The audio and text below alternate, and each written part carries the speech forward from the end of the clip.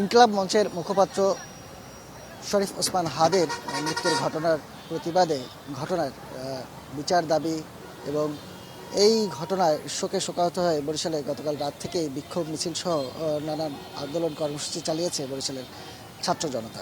তারই অংশ হিসেবে আজ বেলা 12:30টায় বরিশালের যে নতুল্লাবাদ কেন্দ্রীয় বাস টার্মিনাল রয়েছে তার সামনে ঢাকা বরিশাল মহাসড়কে অবস্থান নেয় তারা।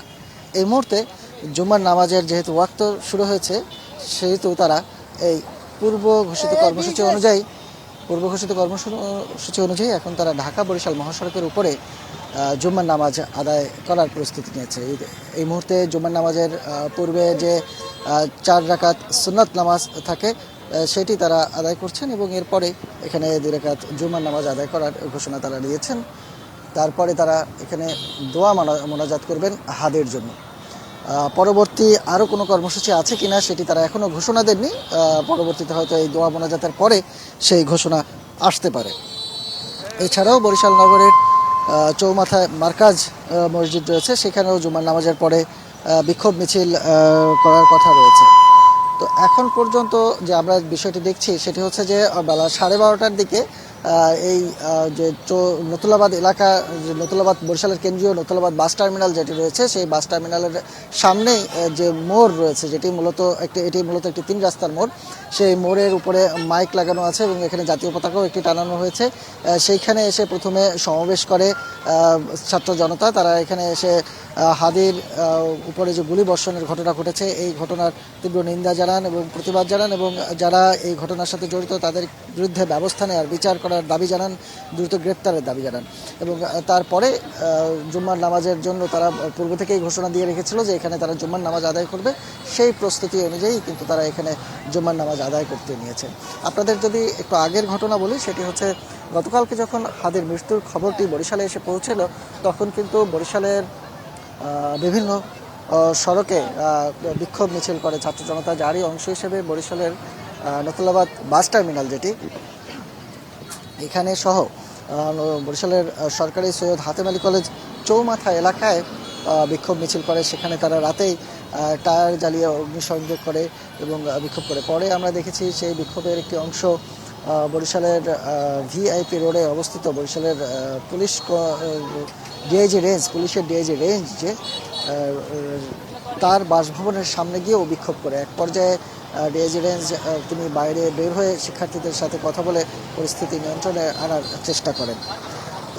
এখন যেটি রয়েছে সেটি হচ্ছে বরিশালের সাধারণ ছাত্র জনতার মধ্যে কিন্তু একটি ক্ষোভ বিরাজ করছে এবং তারা এই বিষয়টিকে আসলে সহজভাবে মেনে নিতে তারা পারছেন এবং তারা যেটি বলছেন যে এমন একটি ঘটনা যেটি ঘটলো সেটি আসলে কোনোভাবেই ক্ষমার যোগ্য না এবং এটি আসলে মেনে নেওয়ার মতো না।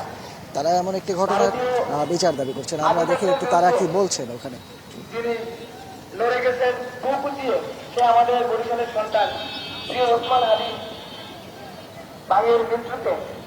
আপনারা জানেন যে ওসমান হাদির দেশের বাড়ি বরিশাল বিভাগেরই ঝালকাঠি জেলার নলসিটিতে। সেখানেও এখন আসলে শোকের মাতম চলছে। তার শ্বশুর বাড়ি বরিশালের বাবুগঞ্জে, সেখানেও একটি শোকাহত পরিবেশ। এই জুমার নামাজের আয়োজনের জন্য এই সড়কটি রোড ডিভাইডারের একটা পাশ কিন্তু বন্ধ করে দেওয়া হয়েছে।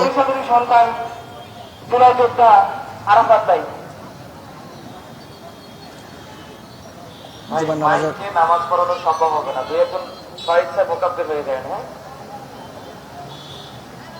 জুমার নামাজের ইমামতি করবেন জুলাই যোদ্ধা আরাফাত। আল্লাহু আকবার, আল্লাহু আকবার, আল্লাহু আকবার, আল্লাহু আকবার। আশহাদু আল্লা ইলাহা ইল্লাল্লাহ,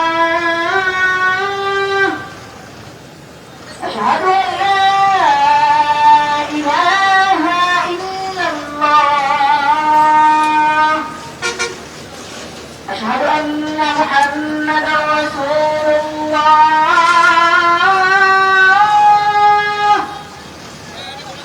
আশহাদু আন্না মুহাম্মাদার রাসূলুল্লাহ,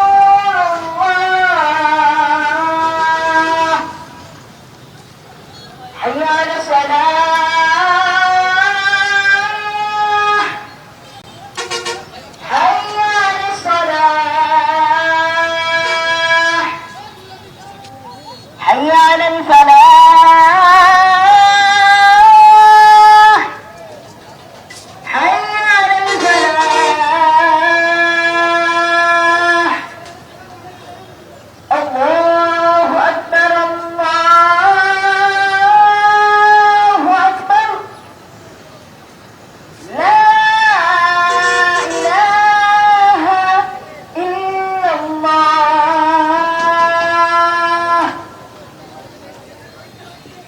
জুমা নামাজের আগের আজান দেওয়া হলো, এখন খুতবা পাঠ হবে মূলত। আলহামদুলিল্লাহ আলা যাতি আযীম সিফাতি কাবির শান জালিল القدرة عزيز مطيع عمري جليل البرهان فخيم الاسم عزيز العلم وصير الحلم كثير الغفران جميل الثناء عزيز العطاء لذيذ الدعاء عميل الإحسان سر الحساب شديد العقاب عليم العذاب علي السلطان ونشهد أن لا إله إلا الله وحده لا شريك له في الخلق والأمر ونشهد أن سيدنا مولانا محمدا عبده ورسوله المبعوث إلى الأسعد والأحمر المنعوت بشرح الصدر في الذكر وصلى الله عليه وعلى آله وأصحابه الذين هم خلفاء من علماء خير الخلائق بعد الأنبياء.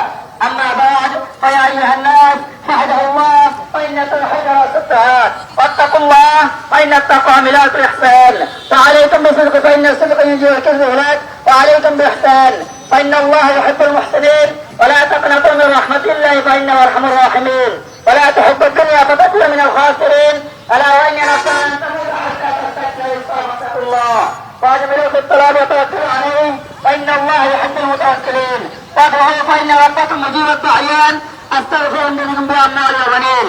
أعوذ بالله من الشيطان الرجيم بسم الله الرحمن الرحيم ولا تحسبن الذين قتلوا في سبيل الله أموات بل أحياء ويرزقهم إن الله غفور رحيم.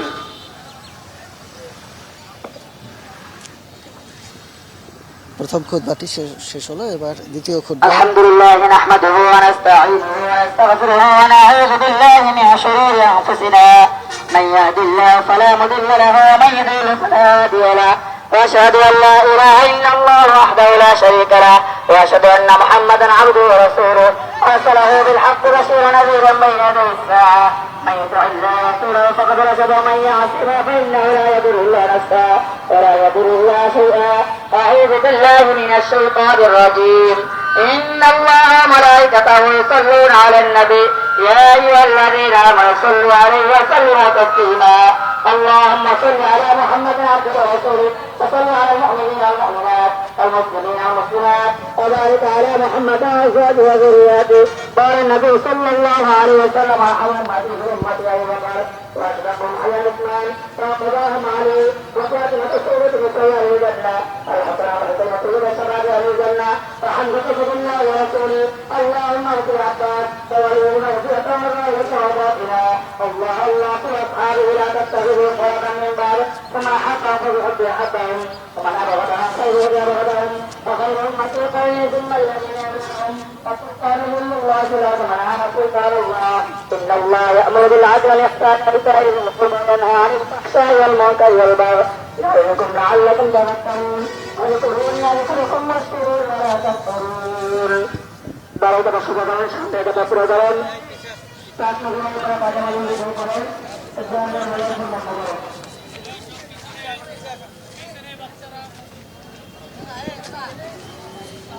খুতবা পাঠ শেষ হয়েছে, এখন জুমার নামাজ আদায় করবেন।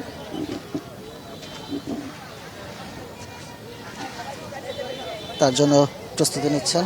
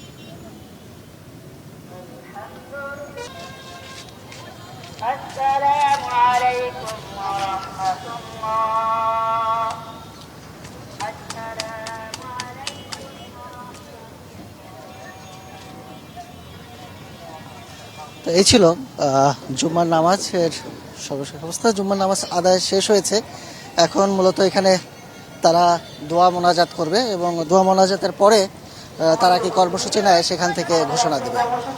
তো তাদের এই কর্মসূচির এই ছিল এখানকার সর্বশেষ পরিস্থিতি। এরকম আরও অনেক খবরাখবর দেখার জন্য চ্যানেল 24-এর সাথেই থাকুন। সে পর্যন্ত ভালো থাকুন। নতুন এবং ফিরে আসা গ্রাহকদের জন্য নগদে চলছে ক্যাশব্যাক সহ প্রতিদিন হাজারো উপহার জেতার সুযোগ। হবে আশা আর ফেরা, সারপ্রাইজ সেরা।